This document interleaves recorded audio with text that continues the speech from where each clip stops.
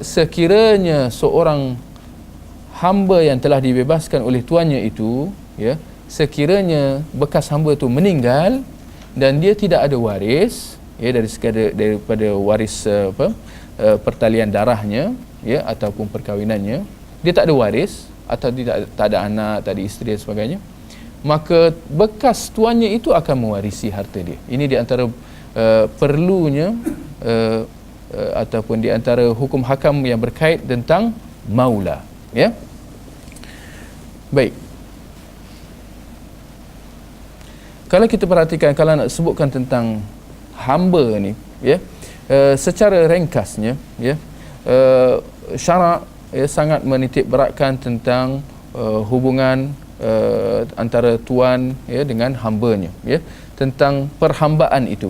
Walaupun secara khasnya tidak ada nas, ya, yang membolehkan secara khas untuk kita memelihara secara hamba, ya, memelihara hamba tu. Tidak ada nas yang khas, ya, sama ada yang menyokong atau apatah lagi menggalakkan, ya, sistem perhambaan itu. Tidak ada.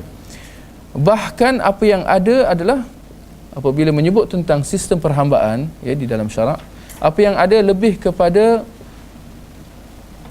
tuntutan supaya membebaskan hamba, ya.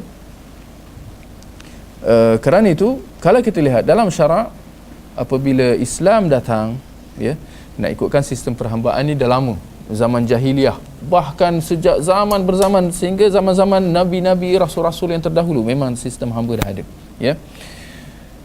Apabila syarak Islam datang, ya, syarak telah memansuhkan semua sebab musabab yang membolehkan perhambaan, memansuhkan, menafikan dan mengekalkan hanya satu sahaja sebab, ya, yang membolehkan perhambaan, iaitu, ya, sebab, ya, perhambaan yang terjadi akibat daripada peperangan yang syar'i, ya, yang dilaungkan, ya, oleh umat Islam ke atas musuh mereka daripada kalangan orang kafir, ya.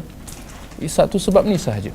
Manakala sebab-sebab yang lain, ya, yang diamalkan sejak turun temurun, zaman berzaman, beribu-ribu tahun, telah dimansuhkan oleh syarak, ya. Kalau zaman dulu, di antaranya kita boleh lihat dalam kisah Nabi Yusuf AS. Bagaimana, apa cerita ni, apabila caravan, kafilah yang sedang merentasi padang pasir, ya, dia orang nak mendapatkan air, dia orang pergi ke perigi. Cerita ni semua dalam surah Yusuf, ya, surah Yusuf. Mereka nak mendapatkan air, turunkan bejana ke apa, berbali ke apa, turunkan. Bila tarik, ada apa? Ada orang, ya, ada budak. Lalu mereka kata apa? Ya bushra hadha ghulam. Wah, ini berita gembira, ada budak. Maksudnya nak dapatkan air, ya, dia dapat budak. Kenapa, apa beza? Kenapa dia kata ya bushra? Kerana dia dapat harta. Nak bandingkan dengan air, ya, dengan budak, budak lagi mahal. Apa yang nak dikata di sini adalah mereka terus menjadikan Yusuf AS sebagai milik mereka. Dan memang itu yang berlaku. Apabila mereka sampai ke bandar yang seterusnya, mereka telah menjual Yusuf AS. Nak kata betapa mudahnya seorang itu dijadikan hamba, ya. Dan ini adalah satu yang diiktiraf, yang diakui, yang diamalkan, ya.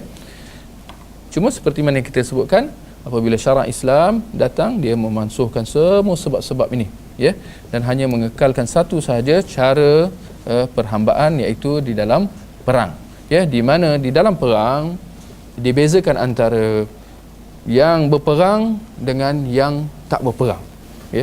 Yang berperang, yang turut serta dalam peperangan daripada kalangan orang kafir menentang orang Islam, ya, yang ditawan itu, yang mati-matilah, ni yang ditawan itu daripada kalangan yang berperang.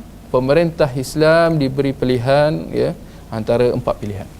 sama ada dibebaskan begitu saja atau dijadikan sebagai tukaran tawanan, ya, ditukar mana tawanan Islam yang telah mereka tawan ditukar dengan tawanan orang kafir yang telah ditawan, ataupun dihukum bunuh ke atas mereka seperti mana yang telah berlaku kepada tawanan perang dalam peperangan Badar, ya. Yang keempat, yang terakhir adalah mereka dijadikan sebagai hamba, ya, jadikan sebagai antara ghanimah, harta rampasan dalam peperangan, ya, iaitu orang-orang itu sekali dijadikan sebagai harta rampasan. Adapun dari sudut orang-orang yang tak berperang, iaitu seperti mana keadaan orang-orang golongan wanita, golongan kanak-kanak, orang tua, rahib, ya, yang tak berperang, ya, maka mereka ini memang akan dijadikan sebagai tawanan secara automatik, bahkan dilarang daripada membunuh mereka, ya. Jadi nak mengatakan hakikatnya, mungkin perbincangan lebih luas lagi, hakikatnya sistem perhambaan ini adalah satu rahmat di dalam peperangan, di mana diberikan pilihan, ya, berbanding daripada dibunuh. Tak ada pilihan, nak dibunuh ke nak jadikan hamba. Jelas menjadikan mereka sebagai hamba itu adalah satu rahmat buat orang tu, ya, berbanding dengan bagaimana kita melihat orang-orang kafir, ya, melayan, ya, tawanan-tawanan perang daripada kalangan orang Islam. Tak payah kita tengok jauhlah apa yang berlaku kat Iraq, apa yang berlaku kat Afghanistan, bagaimana mereka dihina, bagaimana mereka diseksa, ya, akhirnya dibunuh, ya. Jadi ini semua ditegah di dalam Islam, ya. Maka kalau kita lihat syarak Islam membuka ruang untuk membebaskan hamba dengan banyak cara, ya. Antaranya adalah dari segi pembayaran kafarah, ya, penebus dosa, ya, seperti mana dalam kafarah membunuh secara tak sengaja. Pembunuh yang tak sengaja tu diperintah untuk membayar diah, iaitu apa banyak dia? Ufti darah. Apa dia panggil? Ganti rugi darah. Ke apa dia panggil? Kan ganti rugi je. Pampasan, ya, pampasan nyawa. Ya, itu dia. Pampasan nyawa ke atas nyawa yang telah dibunuh secara tak sengaja. Dia. Tapi di samping itu tak cukup dengan itu. Tak cukup dengan bayaran bayaran compound tu, dia kena bayar kepada keluarga si mati. Dia diperintah supaya juga untuk membebaskan seorang hamba, ya, sekiranya ada, ya. Begitu juga dalam kafarah, kalau dia melanggar sumpah dia bersumpah buat sesuatu tapi dilanggar, demi Allah aku tak nak makan udang lepas ni, dia sumpah, besok tu dia tengok udang sedap semacam, dia makan, dia kena bayar, dia kena apa orang kata tebus sumpah dia, iaitu sama ada dengan dia diberi pilihan lah di sini, sama ada bagi makan kat 10 orang miskin, atau memberi pakaian, atau membebaskan seorang hamba. Ya, begitu juga seperti mana yang kita sedia maklum, di antara 8 bentuk, 8 asnaf yang dia berhak menerima zakat adalah apa? Wafir riqab. Ya. Iaitu hamba yang ingin dibebaskan. Apa artinya? Wafir riqab ni maknanya hamba yang di bawah milik seorang tuan, ya. Tuan tu nak membebaskan dia, tapi banyak cara pembebasan, sama ada dibebaskan terus tanpa sebarang syarat, tanpa sebarang ikatan, atau disyarat supaya dia kena bayar sejumlah wang. Ada juga, maka hamba tu kena bekerja lah, dia kena part time buat kerja lain, dapatkan duit, kumpul duit, lepas tu bayar kat tuan dia.